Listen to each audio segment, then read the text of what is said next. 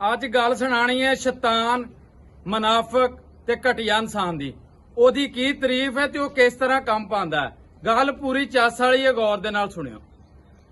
ਸ਼ੈਤਾਨ ਨੇ ਦੱਸਿਆ ਕਿਸੇ ਨੂੰ ਵੀ ਮੈਂ ਕਿਸ ਤਰ੍ਹਾਂ ਕੰਮ ਪਾਣਾ, ਮੈਂ ਤੁਹਾਨੂੰ ਦੱਸਣਾ ਵਾ।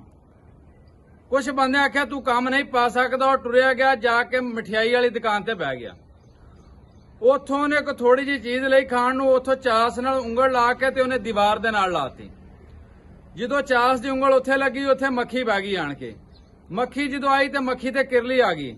ਜਦੋਂ ਕਿਰਲੀ ਆਈ ਤੇ ਨਸੀ ਤੇ ਬਿੱਲੀ ਆਈ। ਜਦੋਂ ਬਿੱਲੀ ਆਈ ਤੇ ਕੁੱਤਾ ਭੱਜ ਕੇ ਬਿੱਲੀ ਨੂੰ ਪਿਆ ਤੇ ਦੋਵੇਂ ਕੜਾਹ ਚ ਡਿੱਗੇ, ਉਹਦੀ ਚਾਸ ਰੁੜ ਗਈ। ਉਹ ਮਠਿਆਈ ਵਾਲਾ ਉਹਨਾਂ ਦੇ ਪਿੱਛੇ ਚੜਿਆ। ਇਸੇ ਤਰ੍ਹਾਂ ਅੱਗੇ ਕੋਈ ਸਬਜ਼ੀ ਵਾਲਾ ਸੀ, ਫਰੂਟ ਵਾਲੇ, ਪੂਰੇ ਬਾਜ਼ਾਰ ਦੇ ਵਿੱਚ ਇਸੇ ਤਰ੍ਹਾਂ ਬਿੱਲੀ ਅੱਗੇ, ਕੁੱਤਾ ਪਿੱਛੇ ਪਿੱਛੇ ਸ਼ਹਿਰੀ। ਉਹ ਕਿਸੇ ਦਾ ਸਬਜ਼ੀ ਦਾ ਟੋਕਰਾ ਸੁੱਟ ਦਿੱਤਾ, ਕਿਸੇ ਦਾ ਕੋਈ ਗੁੜ ਪਿਆ ਸੀ ਉਹ ਸੁੱਟ ਦਿੱਤਾ, ਕਿਸੇ ਦੀ ਮਠਿਆਈ, ਕਿਸੇ ਦਾ ਕਰਿਆਨਾ, ਇਸੇ ਤਰ੍ਹਾਂ ਨੁਕਸਾਨ ਕਰਦੇ, ਕਿਸੇ ਦੇ ਕੱਪੜੇ ਤਾਂਸਾ ਉਹਨਾਂ ਦੇ ਉੱਤੋਂ ਦੀ ਲੰਘਦੇ ਹੋਇਆ ਚਲੇ ਗਏ ਤੇ ਪੂਰੇ ਸ਼ਹਿਰ ਦਾ ਸਕੂਨ ਬਰਬਾਦ ਕਰਤਾ।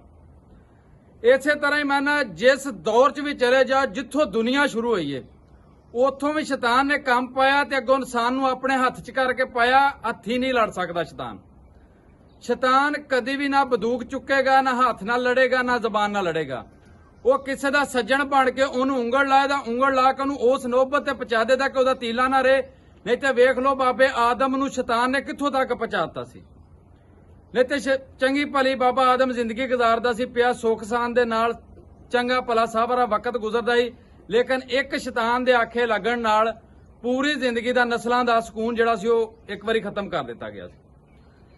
ਇਸੇ ਤਰ੍ਹਾਂ ਹੀ ਭਰਾਵਾ, ਜਿਹੜਾ ਤੁਹਾਡਾ ਸੱਜਣ ਬਣ ਕੇ ਤੁਹਾਨੂੰ ਆਪਣੇ ਨਾਲ ਲਾ ਕੇ ਆਪਣੇ ਤੋਂ ਜ਼ਿਆਦਾ ਤੁਹਾਡਾ ਹਮਦਰਦੀ ਸ਼ੋਅ ਕਰਵਾਇਆ ਕਿ ਤੁਹਾਡਾ ਮੇਰੇ ਤੋਂ ਚੰਗਾ ਤੁਹਾਡਾ ਹਮਦਰਦੀ ਕੋਈ ਨਹੀਂ ਹੋ ਸਕਦਾ, ਸਮਝ ਲਓ ਉਹ ਤੁਹਾਡੇ ਵਾਸਤੇ ਸ਼ੈਤਾਨ ਬਣ ਕੇ ਆਇਆ ਇਨਸਾਨ ਦੇ ਰੂਪ ਦੇ ਵਿੱਚ।